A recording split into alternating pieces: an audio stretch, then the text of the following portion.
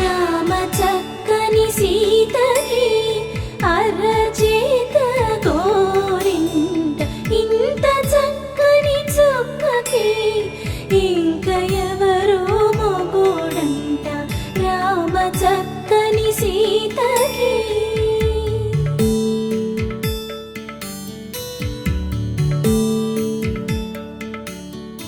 ఇందువదన కుందరదన మందగమన భామ